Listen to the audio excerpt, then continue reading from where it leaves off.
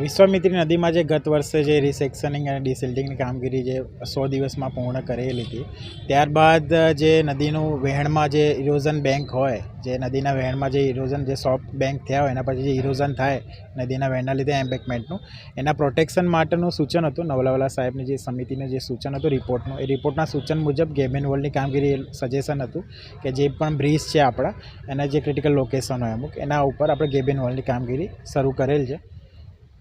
કેટલા બ્રિજ પર આપણે લગભગ કુલ 12 બ્રિજો છે નદી પરના વિશ્વામિત્રીના. તમામ બ્રિજો ઉપર એના બંને છેડે જે ગેબેન વોલ પ્રોટેક્શનની કામગીરી થશે.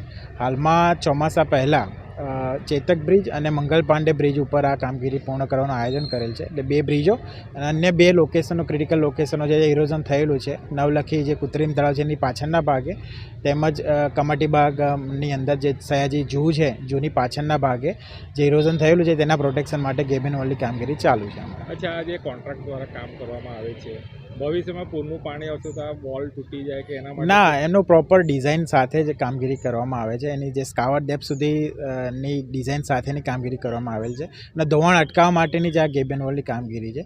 એટલે એમાં કોઈ પડવાનો એવો પ્રશ્ન નથી. બજેટ કેટલું છે? અંદાજે લગભગ 36 કરોડના ખર્ચે આ કામગીરીનો વર્ક ઓર્ડર છે. એમાં 12 બ્રિજોમાં કામગીરી થશે. હાલમાં 2 બ્રિજની ચાલુ છે. ચોમાસા પહેલાં એને પૂર્ણ કરીશું. ચોમાસા બાદ બાકીની કામગીરી છે, અન્ય કામગીરી પૂર્ણ કરવામાં આવશે. આનાથી નાગરિકને રાહત થશે?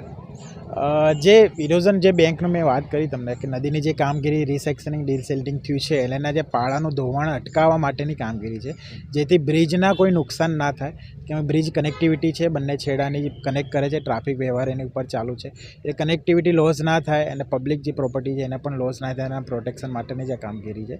વડોદરાના એવા કયા પોઈન્ટ, બ્લેક પોઈન્ટ છે જ્યાં પાણી વિશ્વામિત્રીના સોસાયટીમાં ઘૂસી જાય અને ત્યાં પહેલી પ્રાયોરિટી રાખવામાં આવશે? આમાં એવું છે કે ઇરોઝન બેંકના પ્રોટેક્શન માટેની કામગીરી છે, પાણીના પ્રોટેક્શન માટે નથી. બેંકનું જે પ્રોટેક્શન થાય, બેંકનું ઇરોઝન ના થાય, ધોવાણ ના થાય, એટલે એ જ કીધું કે પબ્લિક પ્રોપર્ટીને નુકસાન ના થાય એના માટેની કામગીરી છે.